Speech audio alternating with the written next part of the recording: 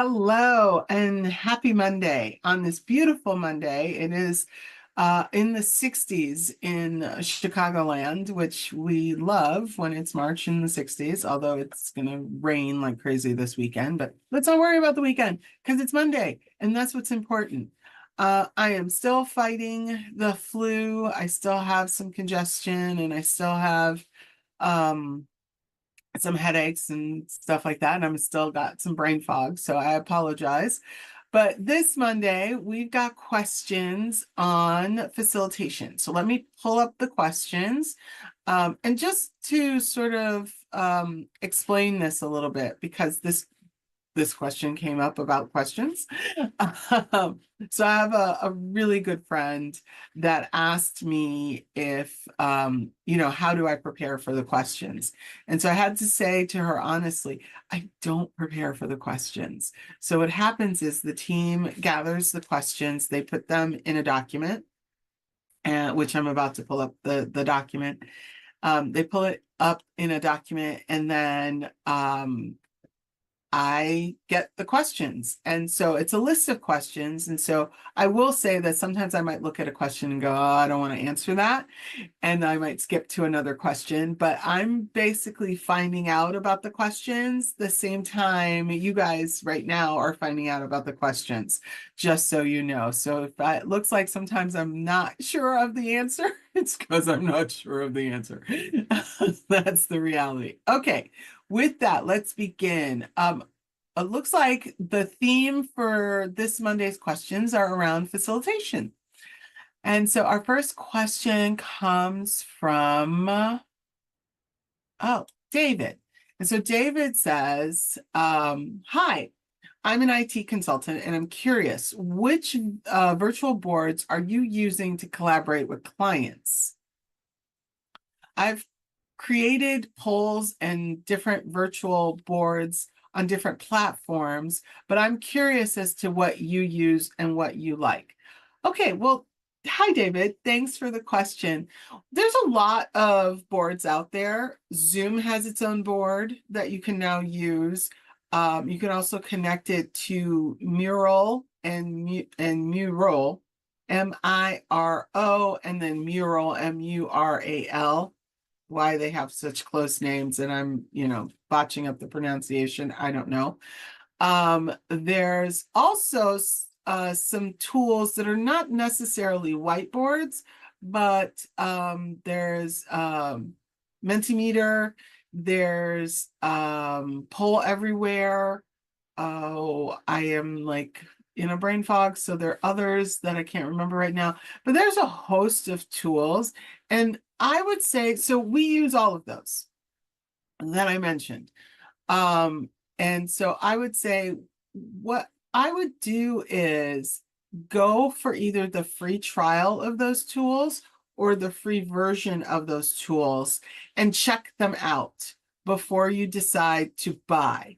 Because you will want to buy. Here's the thing, if you are an IT consultant, as I see here, you're going to want to buy one of these to be able to do your work effectively and facilitate your work. But you're going to want to figure out which one is easy for you to navigate, is comfortable for you to build the boards that you need to build. As an IT consultant, I would imagine that you do some storyboarding.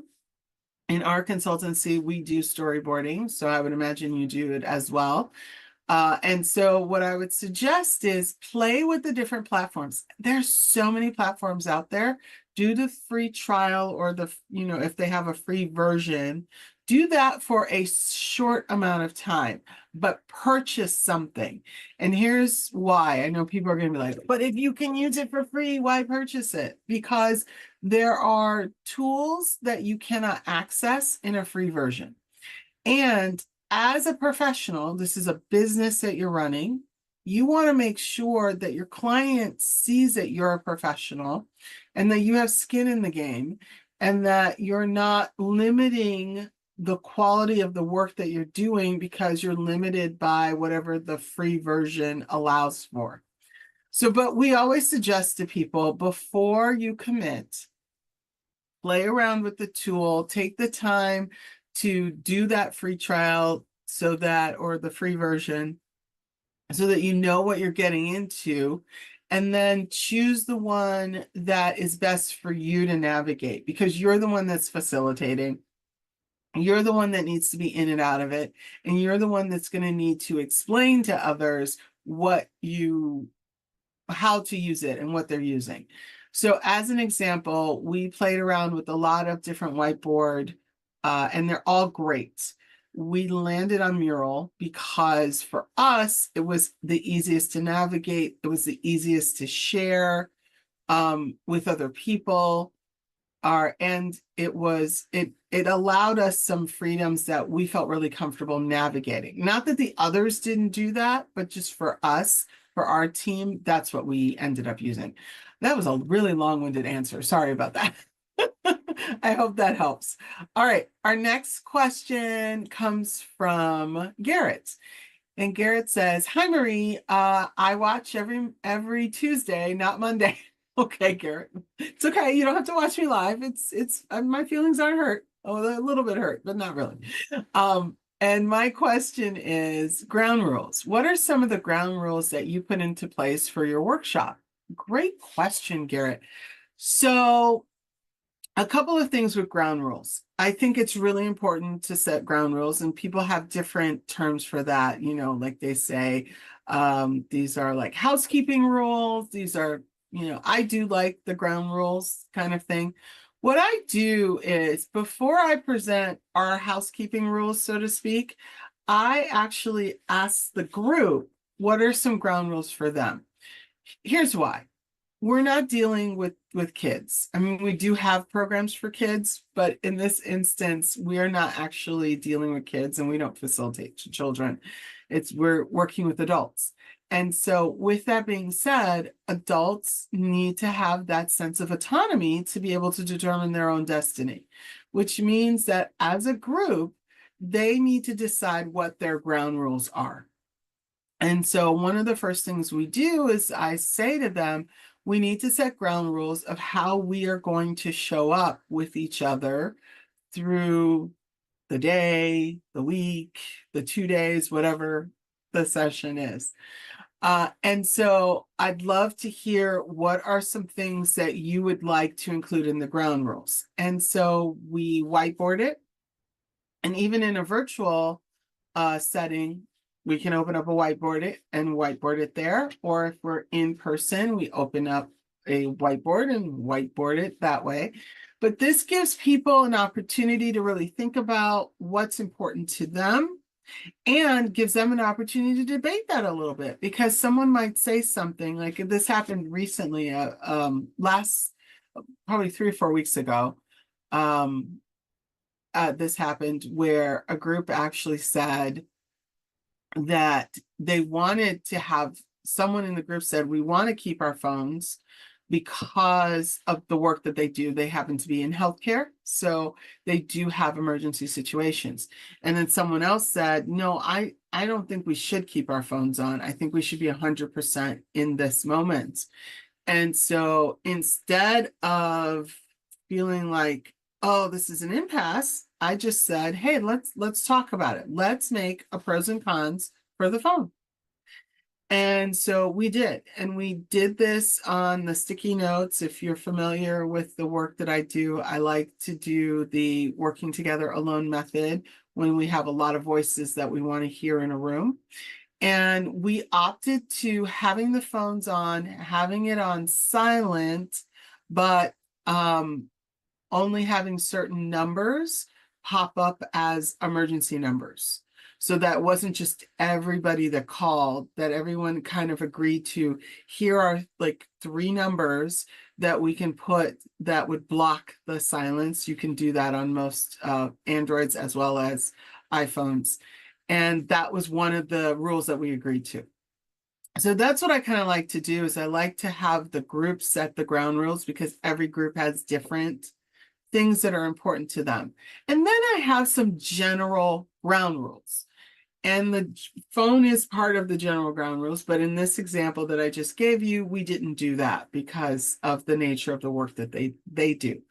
But typically, a phone, having phones off and put away is part of the ground rules of that we have in our list of ground rules. So what I will do is after they have discussed what ground rules they want, I will open up what ground rules we have, and then I will say to them, is there anything here that you would like to add? Because these are the ground rules that we normally have people abide by if they don't have ground rules of their own.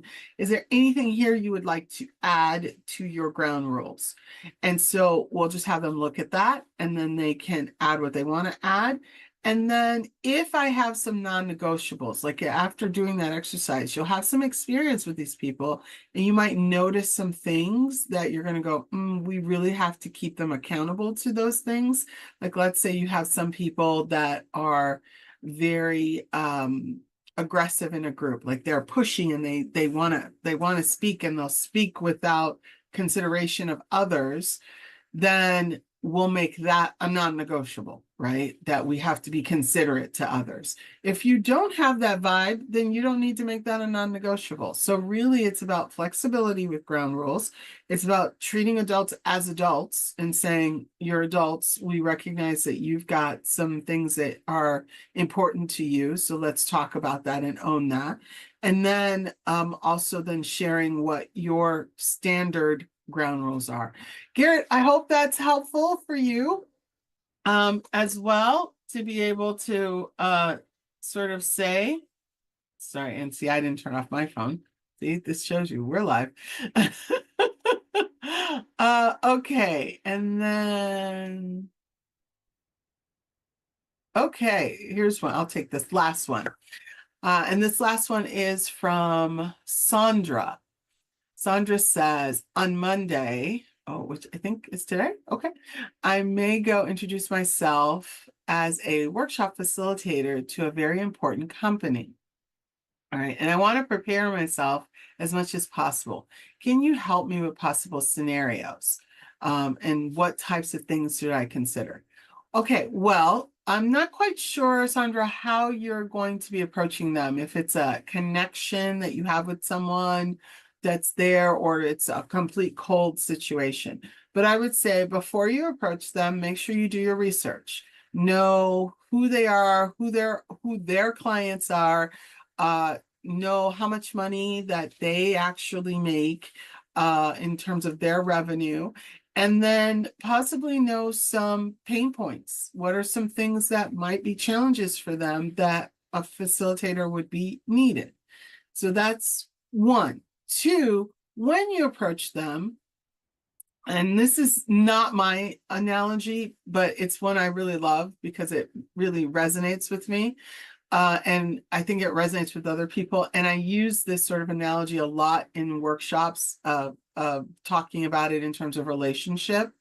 I want you to remember that you are introducing yourself to them. So basically, you're asking them out on a date. You are not asking them to marry you.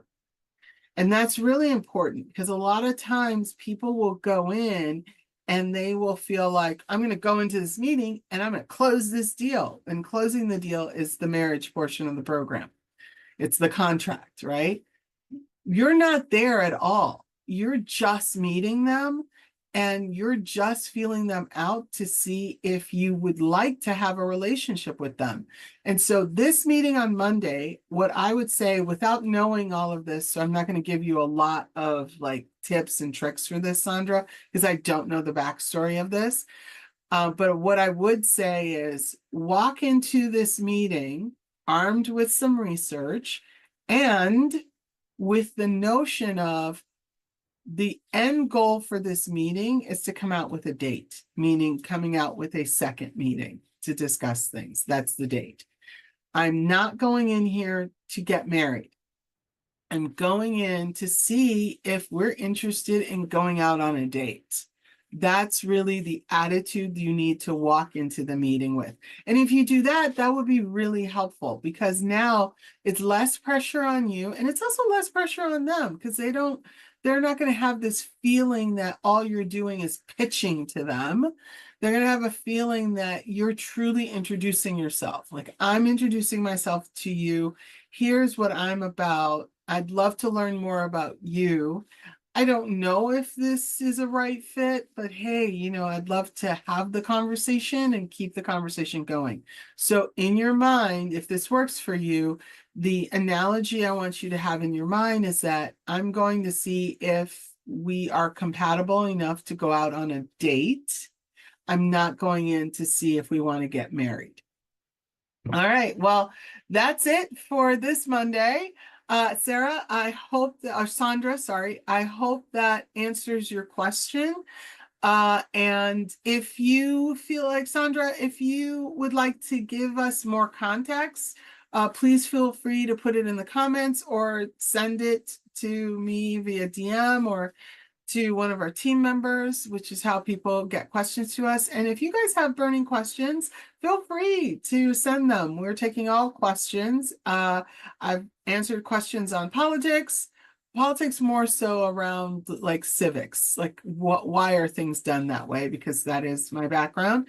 I've answered questions on facilitation. I've answered questions on business development, and I've answered questions on critical thinking and team building and motivational maps. And with that, join us on Wednesday for another episode of Mapping It Out Wednesdays, where I will be interviewing Akila Davis around motivational maps. All right. Well, thank you so much for the time. I will see you next Monday.